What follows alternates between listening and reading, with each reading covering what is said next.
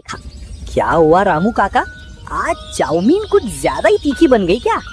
माधव, हमारे लिए भी 2 प्लेट लगाओ भाई, जरा हम भी चखें।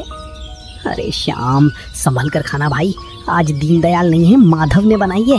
मेरे तो पेट में अभी से जलन होने लगी, मैं तो चला। काका पैसे मत दीजिए, मुझसे गलती हो गई। कोई बात नहीं माधव, पहली बार में ऐसा होता है। चलो हमारे लिए बनाओ, पर हाँ मिर्च और नमक जरा कम रखना। माधव ने गहरी सांस ली। इस बार उसने मिर्च बहुत कम डाली और नमक भी बिल्कुल थोड़ा सा डाला। उसने डरते डरते प्लेट श्याम और गोपाल की तरफ बढ़ाई। दोनों ने एक एक चम्मच खाई और एक दूसरे का मुंह देखने लगे। अरे माधव यार, इसमें तो कोई स्वाद ही नहीं है, ये तो बिल्कुल उबली हुई सिवई जैसी लग रही है। ना तीखापन है, ना वो मसालों की खुशबू। हाँ भाई, दीनदयाल चाचा की बात ही अलग है, उनके हाथ में जादू है। माधव, तुमसे नहीं हो पाएगा बेटा, तुम कल से अपनी दुकान बंद ही रखो, वरना जितने ग्राहक हैं सब टूट जाएंगे। श्याम और गोपाल प्लेट वहीं छोड़कर चले गए। माधव ठेले के कोने में बैठ गया, उसकी आंखों से आंसू झलक आए। रात को माधव जब खाली हाथ और उदास चेहरा लेकर घर पहुंचा तो दीनदयाल बिस्तर पर लेटे हुए उसका ही इंतजार कर रहे थे। माधव के उदास चेहरे को देखकर वे समझ गए कि आज कुछ ठीक नहीं हुआ है। आ गए माधव, क्या हुआ बेटा, आज चेहरा इतना उतरा हुआ क्यों है? दुकान पर सब ठीक रहा ना? नहीं पिताजी, मुझसे नहीं होगा, मैं आपका नाम डुबो दूंगा। आज जितने भी ग्राहक आए सबने मेरी बनाई चाउमीन की बुराई की।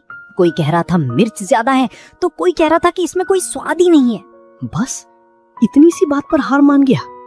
बेटा, खाना बनाना सिर्फ पेट भरने का साधन नहीं है, ये कला है। जब तक तू डर कर बनाएगा स्वाद कभी नहीं आएगा।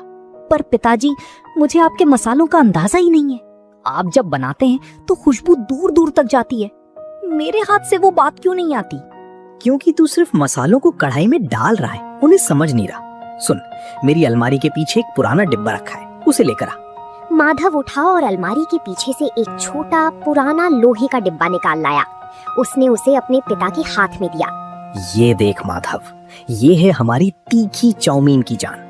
लोग समझते हैं कि मैं सिर्फ लाल मिर्च डालता हूँ, लेकिन इस डिब्बे में सूखी लाल मिर्च के साथ साथ भुनी हुई काली मिर्च, थोड़ा सा अमचूर और एक खास जड़ी बूटी का पाउडर है, जो तीखेपन को गले में चुभने नहीं देता बल्कि स्वाद बढ़ाता है।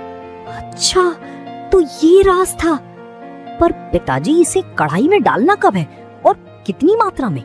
यही तो सबसे बड़ी सीख है। जब तेल में लहसुन और प्याज पूरी तरह भुन जाए और सब्जियां हल्की कच्ची रहें, ठीक उसी वक्त ये मसाला डालना है। ज्यादा भुनोगे तो मसाला जल जाएगा और कड़वा हो जाएगा। और मात्रा एक प्लेट में सिर्फ आधी छोटी चम्मच। पिताजी, क्या मैं कल फिर से कोशिश करूं?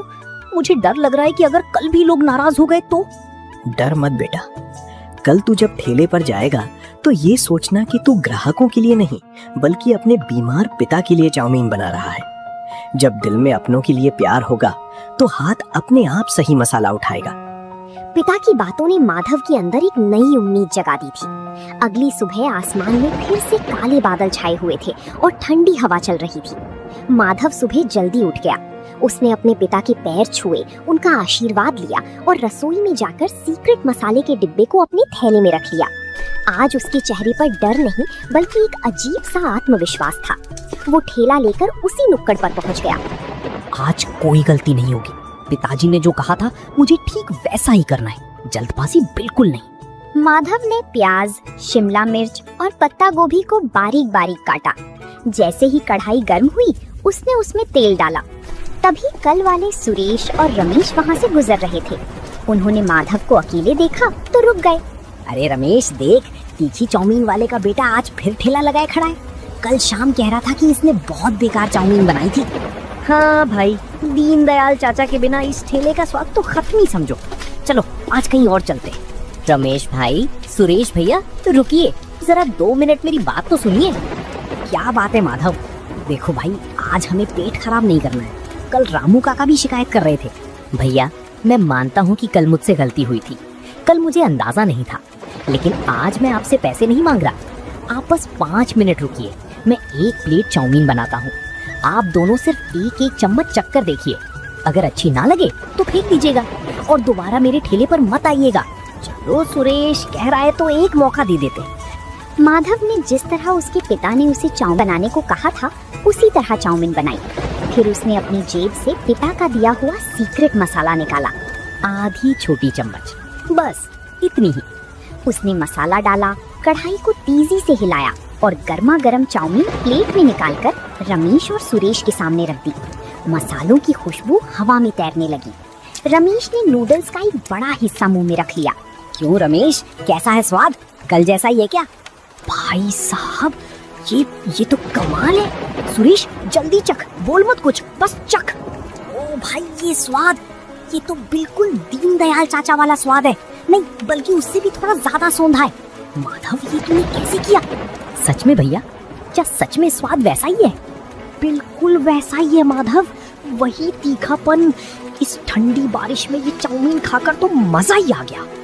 रमेश और सुरेश की बातें सुनकर रास्ते से गुजर रही 2-3 और लोग ठेले के पास आकर खड़े हो गए। अरे सच में क्या दीनदयाल भाई जैसा स्वाद आ गया इसके हाथ में? माधव, जरा हमारे लिए भी एक प्लेट लगाओ भाई, इस बारिश में कुछ तीखा खाने का मन कर रहा है। हाँ काका, अभी लीजिए, एकदम कड़क और तीखी चाउमीन जैसी पिताजी बनाते थे। देखते ही देखते माधव के ठेले पर लोगों की भीड़ जुटने लगी। माधव का हाथ अब तेजी से चल रहा था। उसे समझ आ गया था कि मसालों का सही संतुलन कैसे बनाना है। बारिश तेज होती जा रही थी, लेकिन लोग माधव की चाउमीन का आनंद ले रहे थे। माधव भाई, एक प्लेट और पैक कर देना, घर पे पिताजी के लिए ले जाऊंगा, वो भी खुश हो जाएंगे। हाँ भैया, अभी पैक करता हूँ, बस 2 मिनट दीजिए। रात होने तक माधव का सारा सामान बिक चुका था। जब उसने अपनी गल्ला पेटी खोली तो वो पैसों से भरी हुई थी।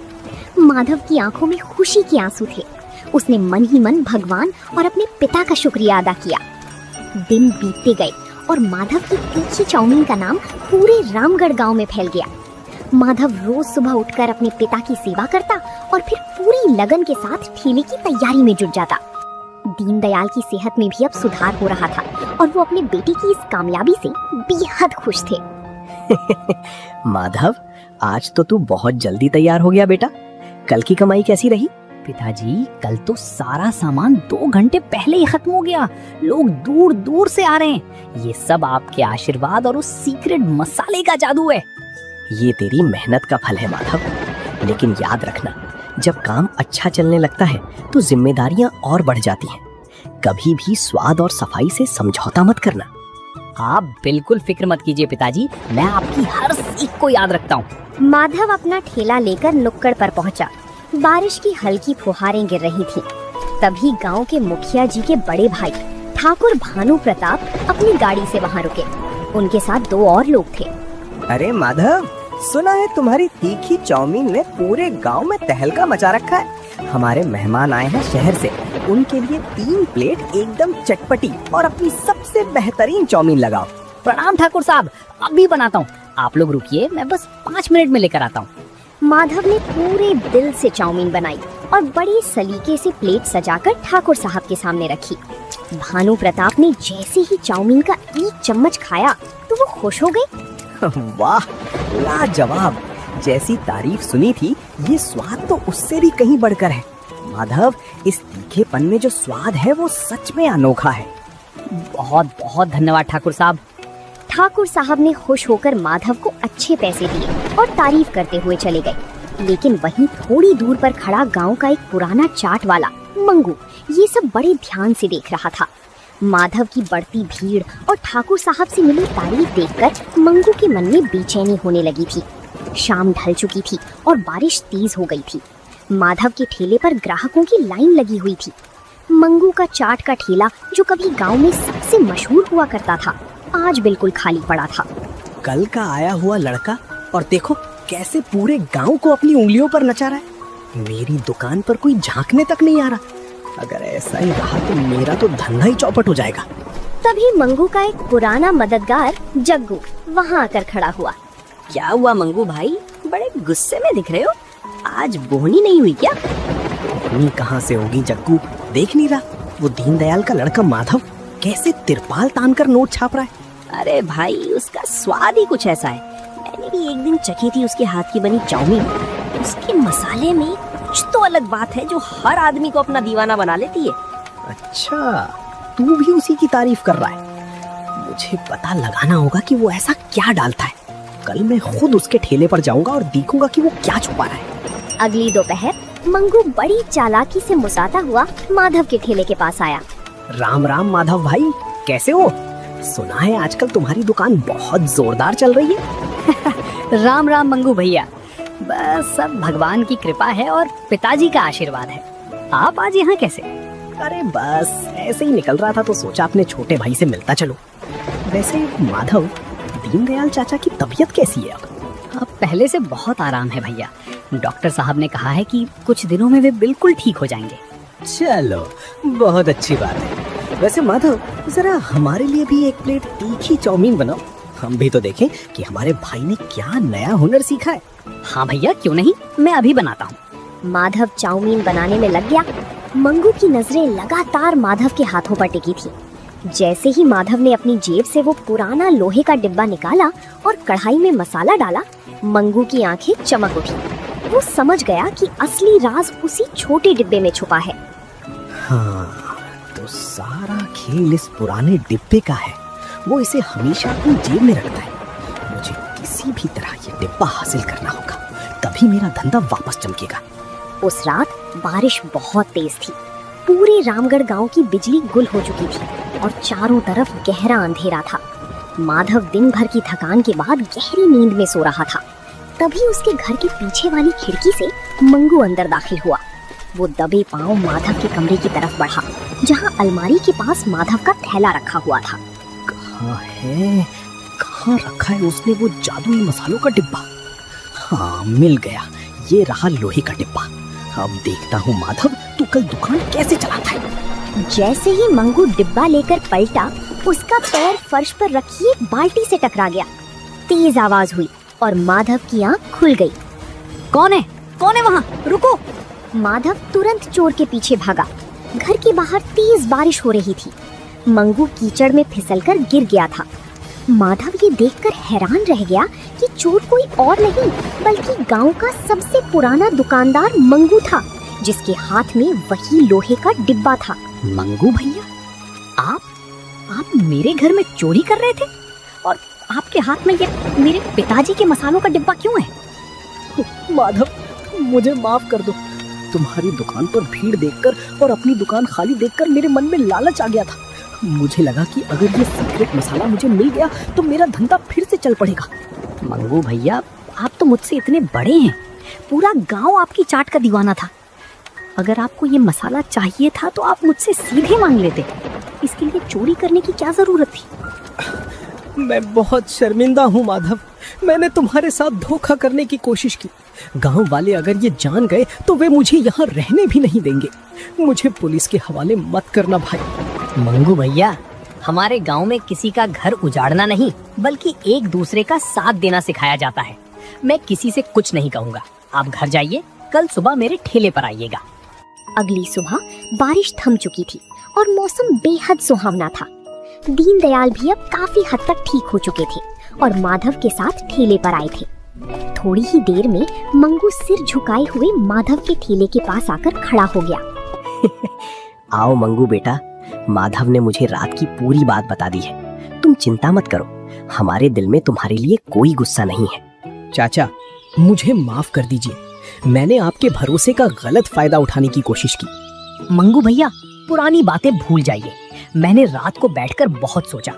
हमारी तीखी चाउमीन बहुत मशहूर है और आपकी आलू की टिक्की और चाट का स्वाद बेजोड़ है। क्यों ना हम दोनों मिलकर काम करें? हम अपने दोनों ठेलों को मिलाकर एक बड़ी दुकान खोलते हैं, रामगढ़ स्पेशल तीखी चाउमीन और चाट भंडार। क्या सच में माधव, तुम मेरे साथ मिलकर काम करोगे उस साजिश के बाद भी? हाँ मंगू बेटा, अकेले चलने से अच्छा है कि मिलकर चला जाए। जब दो हुनरमंद लोग साथ मिलेंगे तो स्वाद भी दोगुना होगा और तरक्की भी। तभी गांव के मुखिया जी और कई ग्राहक वहां पहुंच गए। माधव और मंगू को साथ खड़ा देखकर सब हैरान थे। अरे भाई, आज गांव के दो सबसे बड़े उस्ताद एक ही ठेले पर खड़े, माजरा क्या है? मुखिया जी, आज से हम दोनों मिलकर गांव वालों को स्वाद का नया जायका देंगे। मंगू भैया की कड़क टिक्की और मेरे पिताजी का स्पेशल तीखा मसाला, दोनों एक साथ। हाँ मुखिया जी, बैठिए। आज की चाउमीन और चाट हमारी तरफ से पूरे गांव के लिए बिल्कुल मुफ्त है। माधव ने कढ़ाई चढ़ाई और मंगू ने तवे पर टिक्की सेकनी शुरू की। दीनदयाल दूर बैठे गर्व से अपने बेटे को देख रहे थे, जिसने ना सिर्फ अपने पिता का हुनर और नाम बचाया था, बल्कि अपनी अच्छाई से एक राह भटके इंसान को भी सही रास्ते पर ला खड़ा किया था। तो दोस्तों, आप लोगों को ये कहानी कैसी लगी? कमेंट करके जरूर बताएं और ऐसी कहानियों को देखने के लिए वीडियो को लाइक करें और चैनल को सब्सक्राइब करें।